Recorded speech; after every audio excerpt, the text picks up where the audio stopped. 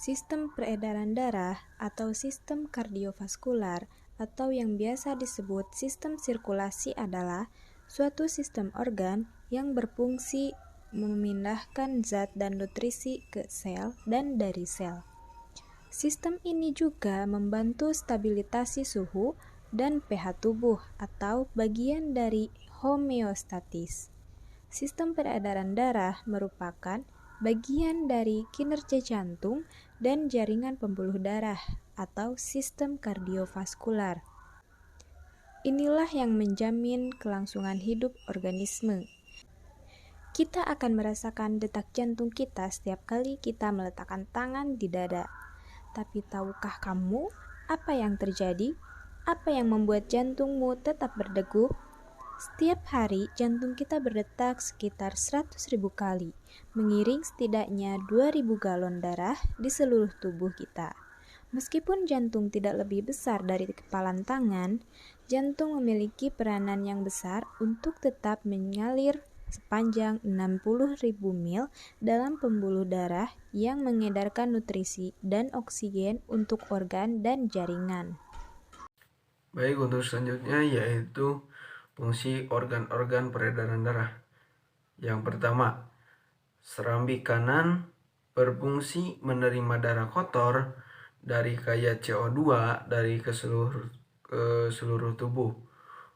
Nah, yang kedua, bilik kanan berfungsi memompa darah kotor, darah kaya CO2 dari jantung ke paru-paru. Yang ketiga, bilik kiri berfungsi untuk memompa darah bersih, darah kaya O2 dari jantung ke seluruh tubuh. Nah, yang keempat, serambi kiri berfungsi menerima darah bersih, darah kaya O2 dari paru-paru. Nah, yang kelima, vena pulmonalis berfungsi membawa darah yang banyak mengandung O2 dari paru-paru ke jantung. Yang keenam, arteria pulmonalis berfungsi mengalirkan darah yang banyak mengandung CO2 dari jantung ke paru-paru. Organ dalam sistem peredaran darah. Terdapat 3 organ dalam sistem peredaran darah, yaitu jantung, pembuluh darah, dan darah. Jantung adalah organ peredaran darah yang berfungsi memompa darah. Jantung pada umumnya berdetak sekitar 60-100 kali per menit. Jantung manusia terdiri dari 4 ruangan yang dibagi menjadi 2 bilik atau ventricle dan 2 serambi atau atrium. 2 bilik yaitu bilik kanan dan bilik kiri. 2 serambi yaitu serambi kanan dan serambi kiri. Masing-masing ruangan jantung ini dipisahkan oleh lapisan dinding jantung. 4 ruangan jantung ini juga memiliki 4 katup yang tugasnya menjaga agar aliran darah tetap mengalir ke jalur yang tepat serta mencegah kebocoran jantung. Selanjutnya, pembuluh darah. Pembuluh darah bertugas membawa darah ke seluruh tubuh dan sebaliknya. Selain itu, pembuluh darah juga memiliki peran untuk membantu membuang limbah jaringan. Secara garis besar, pembuluh darah manusia ada 3 jenis, yaitu pembuluh darah arteri, pembuluh darah vena, dan pembuluh darah kapiler. Ketiganya memiliki peran yang berbeda pula. Pembuluh darah arteri bertugas untuk membawa darah berisi oksigen keluar dari jantung menuju seluruh jaringan dan organ tubuh. Dalam menjalankan fungsinya ini, pembuluh arteri dibantu oleh kapiler. Kapiler adalah pembuluh darah kecil antara arteri dan vena yang mendistribusikan darah kaya oksigen ke seluruh tubuh. Pembuluh arteri juga memiliki cabang tersendiri yang khusus untuk mengalirkan darah dari jantung ke paru-paru lewat arteri pulmonalis. Sebaliknya, pembuluh vena bertugas membawa darah dari seluruh jaringan dan organ tubuh untuk dikembalikan ke jantung. Pembuluh darah vena juga terbagi menjadi 2, yaitu vena besar dan vena pulmonalis. Pembuluh darah vena besar bertugas membawa darah kotor dari seluruh tubuh ke paru-paru untuk ditukar dengan oksigen lewat proses pernapasan. Setelah itu, Darah yang sudah diperkaya oleh oksigen tadi akan mengalir dari paru-paru menuju jantung melalui pembuluh vena pulmonalis. Selanjutnya, darah. Darah merupakan komponen dalam sistem kardiovaskular manusia. Fungsi utama darah adalah sebagai kendaraan pengangkut nutrisi, oksigen, hormon, dan antibodi ke seluruh tubuh.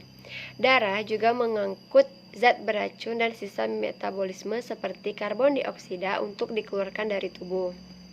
Baik, selanjutnya yaitu jenis-jenis peredaran darah.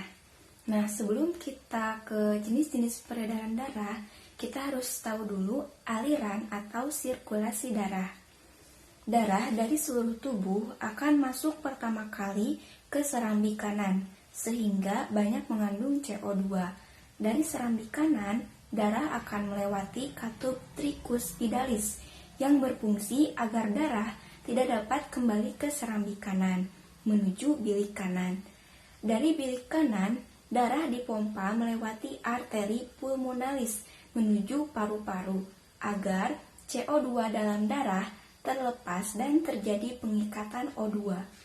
Darah dari paru-paru mengalir melalui vena pulmonalis menuju serambi kiri, sehingga darah dari serambi kiri banyak mengandung O2. Darah dari serambi kiri kemudian turun melalui katup bicuspidalis menuju bilik kiri. Bilik kiri akan memompa darah ke seluruh tubuh melalui pembuluh aorta. Peredaran darah manusia disebut peredaran darah tertutup karena terjadi di dalam tubuh manusia. Berdasarkan panjang aliran peredaran darah, maka peredaran darah terbagi menjadi dua. Yang pertama yaitu peredaran darah besar. Terjadi pada jantung, kemudian ke seluruh tubuh, dan kemudian kembali ke jantung. Urutannya yaitu dari serambi kiri ke bilik kiri, kemudian ke seluruh tubuh, dan ke serambi kanan. Dimulai ketika bilik kiri jantung memompa darah yang mengandung oksigen dan nutrisi melalui aorta atau arteri utama ke seluruh tubuh.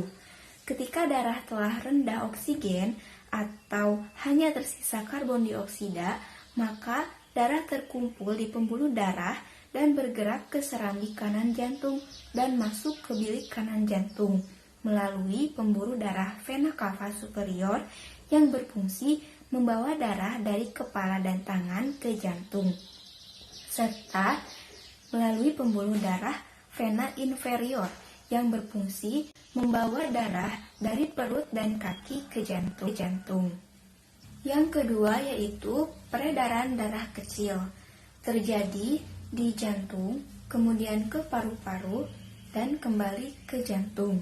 Urutannya dari serambi kanan ke bilik kanan, kemudian ke paru-paru, dan ke serambi kiri. Dimulai ketika darah di bilik kanan jantung yang rendah oksigen dipompa oleh arteri pulmonalis menuju paru-paru.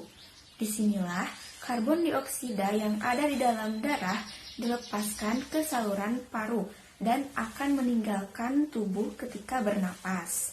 Sementara oksigen yang baru akan masuk ke aliran darah lalu mengalir melalui vena pulmonalis dan ke serambi kiri jantung menuju bilik kiri jantung, yang selanjutnya akan dimulai atau dilanjutkan kembali ke sistem peredaran darah besar. Materi selanjutnya yaitu mengenai komponen darah. Bisa kita lihat ya pada gambar bahwa darah terdiri dari dua komponen utama, yaitu yang pertama dari plasma darah dan yang kedua dari sel-sel darah yang terdiri dari sel darah merah, sel darah putih, dan keping darah.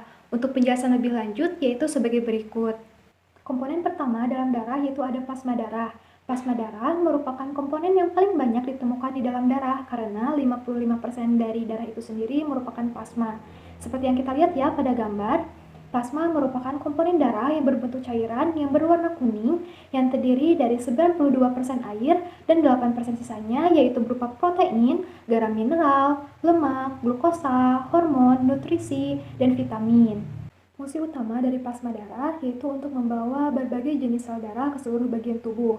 Adapun fungsi lainnya yaitu yang pertama, membantu mengontrol tekanan darah serta volumenya. Yang kedua, mensuplai protein untuk pembekuan darah dan sistem kekebalan tubuh. Yang ketiga, untuk membantu menjaga suhu tubuh. Yang keempat, untuk membantu menjaga keseimbangan asam dan basa di dalam tubuh. Dan yang kelima, yaitu untuk membantu menjaga keseimbangan cairan di dalam tubuh.